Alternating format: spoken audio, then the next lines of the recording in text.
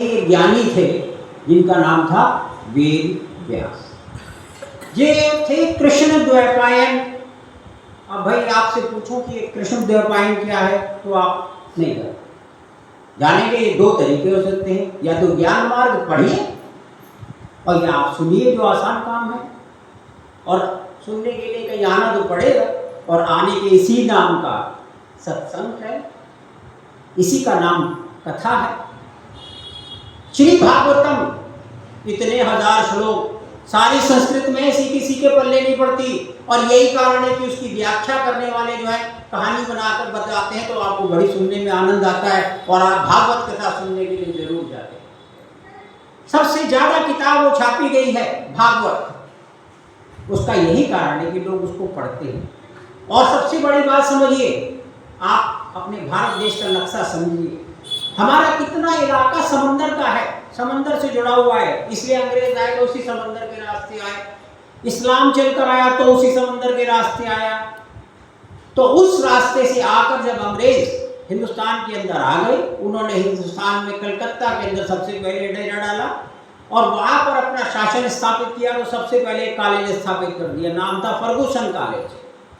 और Ferguson college जब उन्होंने बना दिया तो उन्होंने कहा भाई हमें हिंदी तो समझ में आती नहीं है, तो हमें लोगों को जो हिंदी सिखा सके उनको अपॉइंट करना चाहिए। तो उन्होंने एक टीचर अपॉइंट कर दिए जिनका नाम था पंडित लल्लूलाल। पंडित लल्लूलाल, और पंडित लल्लूलाल कहाँ के थे? वो थे रहने वाले आगरा के। और उन्होंने एक और टीचर अपॉइंट कर दिया, ये गुरु की बात है, उसी को बता रहा हूं आपको, जिनका नाम था मुंशी सुखलाल। दो उन्होंने टीचर अपॉइंट कर दिए कि भाई आप जो है एक काम करो, हमें भी समझाओ हिंदी क्या है, और साथ में आप ये जो धर्म ग्रंथ हैं इनको लिखो। तो लल्लूलाल जी ने जो वहां नौकरी कर रहे थे, ये 1910 की बात कह रहा हूं, उन्होंने एक किताब लिखी जिसका नाम है प्रेम सागर। ये प्रेम सागर हम सबके घरों में हुआ करता था, आपको पता नहीं है, फाड़ के फेंक दिया या गुम हो गया या फट गया। तो आप देखिए कि प्रेम सागर की किताब कहीं ना कहीं आपको मिल जाए।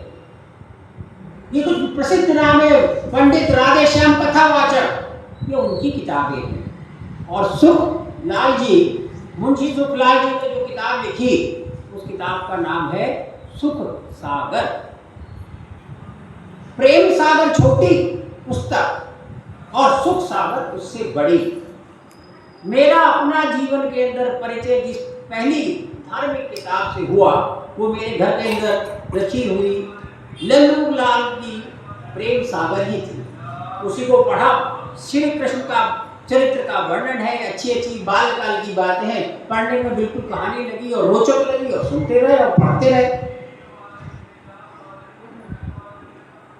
तो मैं ही नहीं, अगर उपन्यासों की बात करें, हिंदी साहित्य की बात करें, उन्होंने कहा अंग्रेजों ने कि भाई हिंदी आपको ऐसी लिखनी है जो सबकी समझ में आए, खड़ी बोली के अंदर इस्तेमाल करनी है, उसमें अरबी फारसी के शब्द नहीं होने चाहिए। लेकिन मुंशीलाल जी, पंडित मुंशीलाल जी या मुंशी सुखलाल जी, उन्होंने जो लिखा उसके अंदर अरबी फारसी के भी शब्द हैं, लेकिन लल्लूलाल जी ने जो प्रेम सागर लिखा उसमें ब्रज की खड़ी बोली का इस्तेमाल किया। उपन्यास पढ़ने वाले जानते हैं देवकी नंदन खत्री का नाम, जिन्होंने चंद्रकांता लिखी, चंद्रकांता संतति लिखी, भूतनाथ लिखी, ये सारी किताबों ने लोगों के अंदर हिंदी के प्रति प्रेम जगाया। तब हिंदी में किताबें छपने लगी, नहीं तो हिंदी में किताबें कहाँ थी? जो कुछ लिखा था संस्कृत में लिखा था, और वो समझ किसकी आता था? खाली पंडित जी के, मेरे और आपके पढ़ने के लिए थी नहीं। ये जो संस्कृत के मंत्र आप सामवेद के पढ़ते हो, ये कहाँ है? आज ये गुटका रखा है आपके सामने, पतला सा है, और उसको आप आसानी के साथ में पढ़ते हो और समझते हो और उच्चारण करते हो, उसमें सहभागी बनते हो। पहले तो सहभागिता नहीं थी। क्या होता था कि पंडित जी आ गए, उन्होंने जो कहा कि ये कर दो तो आपने वो कर दिया। आज तो यह कि जो पंडित जी मंत्र पढ़ रहे हैं वो दयानंद की वजह से सबको पता है, और हम उनको पढ़ सकते हैं, आप पंडित जी भी पढ़ सकते हैं, और जो नहीं जानता वो भी पढ़ ले थोड़ा सा, और संस्कृत को समझने के लिए आसान हो जाए सब कुछ, तो संस्कृत पढ़नी है। नहीं, संस्कृत नहीं पढ़नी, ये लिखा हुआ यहाँ पर मंत्र है, आप उसको पढ़ रहे हैं। इतनी जरा सी किताब आती है हनुमान चालीसा। सबसे ज्यादा किताबें देश के अंदर करोड़ों किताबें जो छापने वाली है वो है गीता प्रेस गोरखपुर। तो उनकी लिखी किताबों में घर घर के अंदर वो बातें जो कि शास्त्रों में लिखी थी, जो संस्कृत में लिखी थी, उनको सरल बनाया। गीता के ही कई भाष्य हैं, रामचरितमानस के ही है, जिनमें कि कितने विद्वानों ने अपने अपने विचारों के साथ में उसका जोड़ा है और उस बात को कहा है। तो इस वास्ते ये सारा काम ऐसे लोग जो ऐसे ज्ञान का काम करते हैं, बड़ा काम करते हैं, गुरु, और उनका अभिनंदन का दिन था गुरु पूर्णिमा। तो बड़ा आसान सा काम है, जब गुरु जी महाराज के पास गए और जेब से पैसे निकाले और महाराज जय हो अर्पण कर। ये गुरु पूर्णिमा नहीं है। गुरु पूर्णिमा का अर्थ है कि आप गुरु को समझो। पहले गुरु मंत्र, अरे मंत्र तो वही है अयप्पा। जब मैंने आपसे पिछली बार परिवार की बात करी, शिव परिवार की बात करी, और ये कहा कि अयप्पा कोई अलग नहीं, गणेश जी के भाई, और ये भी कहा कि उनका मंत्र है स्वामी शरणम अयप्पा। भाई मैं तो करता नहीं, आप अगर करना चाहो कर लो। बड़ा आसान सा मंत्र है और उसका लाभ हो तो आपका होगा। अब इन्होंने श्री सूक्त की बात करी, लाभ इनको हुआ, राह किसी ने दिखाई, और जो राह दिखाने वाला व्यक्ति है वही गुरु कहलाता है। और उसी का अभिनंदन गुरु पूर्णिमा को होता है। तो आप लोग गुरु पूर्णिमा जो मनाए,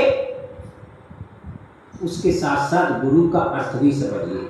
और अभी मैं यहाँ पर और अधिक कहता, लेकिन हमारे भाई जो है बहुत दूर से चलकर आते हैं आपके दर्शन करने के लिए, आपसे मिलने के लिए, और एक प्रयोजन से।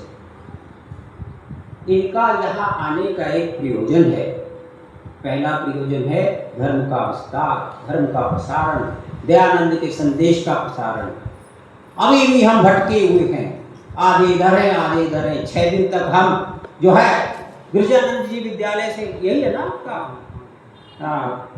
पंडित गिरजानंद शास्त्री जी है, तो पंडित गिरजानंद शास्त्री जी आए हैं, तो मैं अभी उनको निमंत्रित करूँगा और आगे गुरु पूर्णिमा के बारे में कि गुरु पूर्णिमा क्या है और गुरु का अर्थ क्या है और सत्य विद्या क्या है।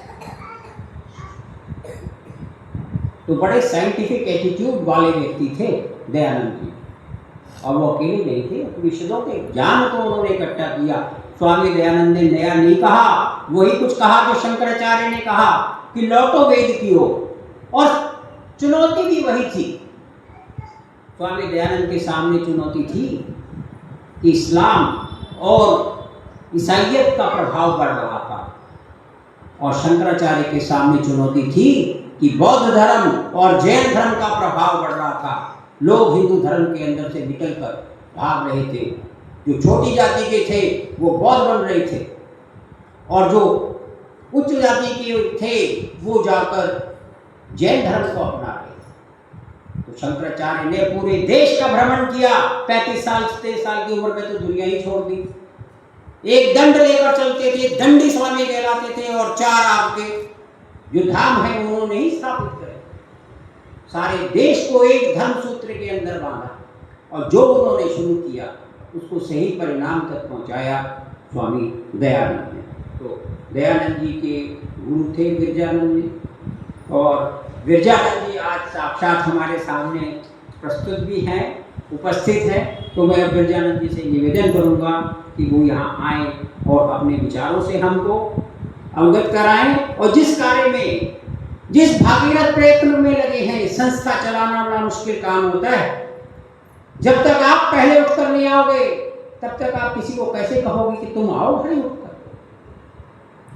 तो आपको नियम से पालन करना होता है, सिद्धांत का पालन करना होता है। और एक वचन गिरजानंद ने लिया दयानंद से, दूसरी गुरु दक्षिणा नहीं दी, और वो क्या थी कि वेद के ज्ञान को जन जन तक पहुंचाओ। आज गिरजानंद शास्त्री जी हमारे आगे हैं, मैं उनके सामने जो कुछ कह रहा हूँ ये गप है, कहानियां हैं।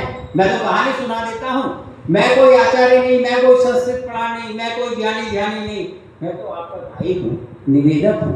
आपसे प्रार्थना करता हूँ कि ये जो आप भटके हुए हो, इधर जाऊँ कि इधर जाऊँ, अरे भाई जाओ 6 दिन तुम वहाँ पर मंदिर के अंदर दूसरे वाले में, शिवलिंग पर जल चढ़ाकर आपको कुछ प्राप्त होता है तो ले लो भाई, और उसका कुछ हिस्सा हमारे को भी दे जाना। तो मैं किसी धर्म का, अब वो भी अपने हैं, वो अलग कहाँ है, वो भी हमारा ही है। योगी राज कृष्ण क्या दूर है, वो भी हमारे हैं। आप मुझे भगवान कृष्ण कह दोगे, हम उसको योगी राज कह देंगे, आर्य समाज की थिंकिंग वाले लोग। तो अब गिरजानंद जी आकर आपको, अभी हमारे आने वाला है श्रावणी पर्व आ रहा है, जन्माष्टमी आ रही है, योगी राज कृष्ण योगियों में योगी और भोगियों में श्रावणी का पर्व है। मैं समझता हूँ कुछ ना कुछ अपने ज्ञान से हमें भी लाभान्वित करेंगे। आइए गिरजानंद।